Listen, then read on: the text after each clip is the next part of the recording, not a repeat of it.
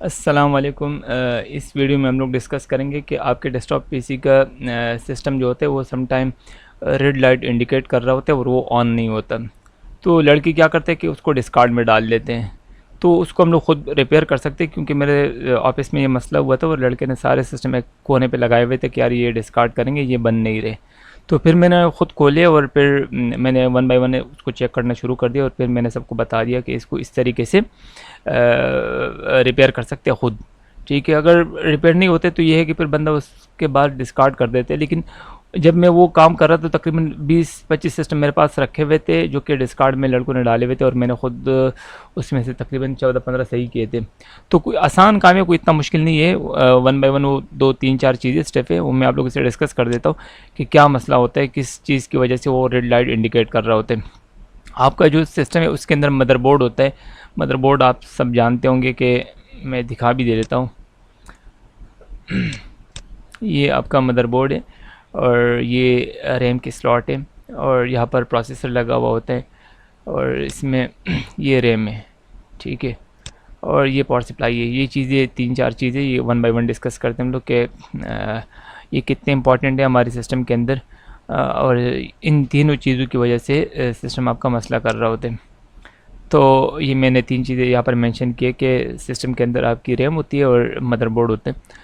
तो some time ये होता है कि आपकी पावर सप्लाई मसला कर रही होती है, या तो उसको प्रॉपर तरीके से पावर नहीं मिलती, मतलब आपकी पावर कोड ख़राब होती है, और या पावर सप्लाई में कोई ना कोई ऐसा मसला आ जाता है कि वो आपको बज़ाहिर तो चलती हुई नज़र आ रही है कि पावर सप्लाई बिल्कुल ओके, लेकिन वो प्रॉपर तरीके से पावर नहीं दे रही होती। तो जिसकी वजह से आपका मदरबोर्ड ऑन नहीं हो रहा होता, मतलब प्रॉपर उसको ना पावर नहीं मिल रही होती। तो उसकी वजह से वो इंडिकेट कर रहा होता है। और ये मेरे साथ तकरीबन 5-6 सिस्टम के साथ यही मसला था कि मैं उसको देखता था कि यार ये तो बिल्कुल ओके है, पावर सप्लाई इसकी पावर दे रही है, बिल्कुल ओके। तो उसको किसी टेस्ट मीटर से आप चेक कर सकते हैं कि कितना पावर आपको आउटपुट वोल्टेज वो आपको दे रहे हैं। तो जब मैंने देखा मेरे पास दूसरी पावर सप्लाई रखी हुई थी, जब मैंने वो लगाई तो बिल्कुल प्रॉपर तरीके से सिस्टम चलना शुरू हो गया।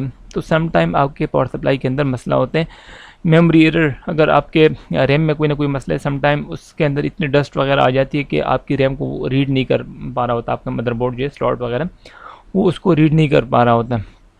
तो वो इंडिकेट कर रहा होते, बीप बीप दे रहा होते, तो उसको निकाल के उसको क्लीन कर सकते, या तो ब्लोअर से आपका पूरा मदरबोर्ड, लेकिन थोड़ा सा दूर से ब्लोअर मारना चाहिए ताकि उसकी आईसी वगैरह ख़राब ना हो।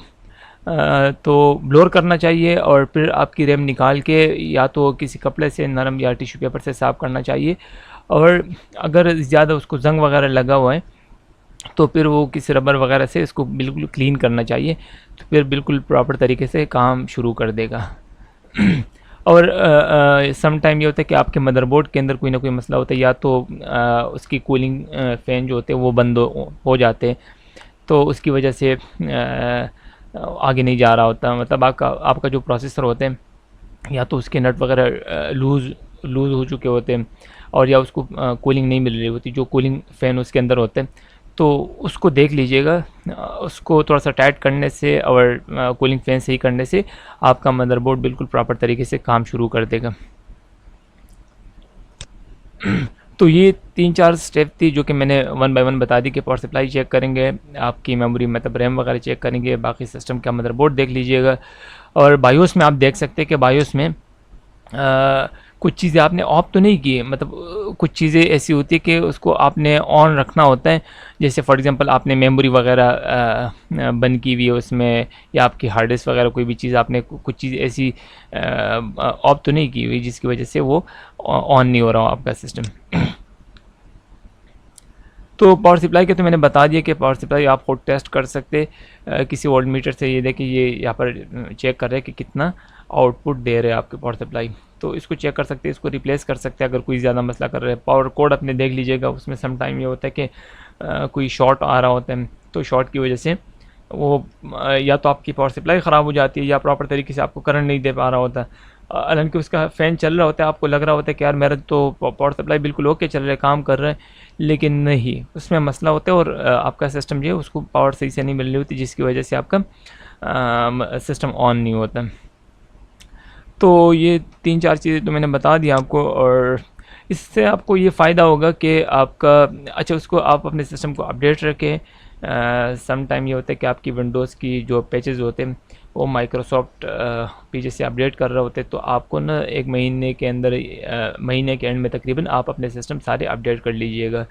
बाज़ लोग ऐसे होते हैं कि उसके अपडेट बिल्कुल बंद कर देते हैं। हाँ, बंद करने चाहिए कि फॉर एग्जांपल कोई बंदा सिस्टम पे काम कर रहा है और वो खुद ब खुद वो रिस्टार्ट हो जाते, तो उसमें ये होता है कि उसका बहुत सारा काम होता है, तो वो सेव नहीं हुआ था और वो सिस्टम बंद हो जाता है। या काम करने के दौरान अगर कोई बंदा कोई मीटिंग वगैरह चल रही है और सिस्टम बंद हो जाते हैं तो बड़ी परेशानी हो जाती है। तो उसको भले बंद रखे, लेकिन ज़रूरत के टाइम पे या महीने के एंड पे कोई एक शेड्यूलर लगाए, कोई एक मेंटेनेंस का जो शेड्यूलर वगैरह आईटी वालों को भेजना चाहिए, और वन बाय वन जाके उसको अपडेट करते रहे, या 2 महीने बाद, 1 महीने बाद, तो सिस्टम अप टू डेट रहने चाहिए। कोई अटैक वगैरह फिर कोई नहीं कर पाएगा। तो मेंटेनेंस आपके रेगुलरली होने चाहिए, मतलब महीने में 1 मरतबा या 2 महीने। अगर कोई बड़ी कंपनी है तो ज़ाहिर सी बात है 1 महीने में कोई ख़त्म तो नहीं कर सकता। अगर एक दिन में 3 सिस्टम वगैरह कोई करेगा तो फिर भी, अगर कोई कंपनी है उसमें 300-400 सिस्टम है तो महीने से ज़्यादा टाइम लगता है, उसमें तकरीबन 2 महीने हो जाते हैं उसमें। और सिस्टम की आपकी हेल्थ वगैरह, आप उसमें हेल्थ की सॉफ्टवेयर वगैरह जो रिपोर्ट वगैरह, हार्ड डिस्क वगैरह आप चेक करते हैं, रैम वगैरह, या बैटरी का अगर लैपटॉप है वगैरह, तो उसको मॉनिटर करने वाली जो सॉफ्टवेयर या आपके नेटवर्क वगैरह, ये चीज़ें आप देखते रहें कि आपका नेटवर्क कितना आउटपुट दे रहे हैं, 1 गीग है या 100 पे चला गया या 10 पे चला गया। और आप अपने हार्ड डिस्क वगैरह चेक कर लीजिएगा कि ऐसा तो नहीं कि 100 पे जा रहे हैं, आपने रैम भी लगाई है, अच्छी लगाई है, लेकिन आपको आउटपुट नहीं दे रहा। तो सम टाइम ये होता है कि उसमें मसला आ जाता है और फिर आपको सही तरीके से आउटपुट नहीं देता। तो ये कुछ चीज़ें थी जो कि इम्पोर्टेंट थी मेरी नज़र में, और मुझे मैंने सोचा कि मैं आप लोगों को बता दूं, क्योंकि मेरे ऑफिस में मसला हुआ था। तो लड़के ने सारे सिस्टम एक कोने पे लगाए हुए थे कि भाई ये सर ये जो है डिस्कार्ड करने। मैंने कहा नहीं भाई, ये मुझे खुद चेक करने दो। और ये है कि अगर फॉर एग्जांपल जिस तरह मेरे साथ हुआ था, मेरे ऑफिस में तकरीबन 20 से 25 सिस्टम उसने साइड पे लगाए हुए थे। अगर एक सिस्टम की कीमत लगाए, अगर 20,000 मिनिमम में लगाता हूँ, अगर 20,000 का एक सिस्टम फॉर एग्जांपल आ जाता है या 25,000 तक, तो आप खुद अंदाज़ा लगाएं कि 20 से मल्टीप्लाई कर तकरीबन आराम से कितने बनते, 2 लाख तकरीबन बनते। तो इस चीज़ से छोटी छोटी चीज़ें होती है, लेकिन इससे आप अपनी कॉस्ट बचा सकते हैं। सेकंड ये कि एक लोग इज़्ज़त करेंगे कि यार ये देखो इदारे की ख्याल रख रहे हैं और चीज़ें जो है बचा के रखते हैं, तो लोग आपकी इज़्ज़त करेंगे। तो बस ये चीज़ें थी बताने के लिए। और चीज़ें अगर आती है मेरी नज़र में तो मैं इंशाल्लाह मैं उसकी वीडियो बना के आप लोगों के साथ शेयर करता रहूँगा। तब तक अपना ख्याल रखिएगा। अल्लाह हाफ़िज़।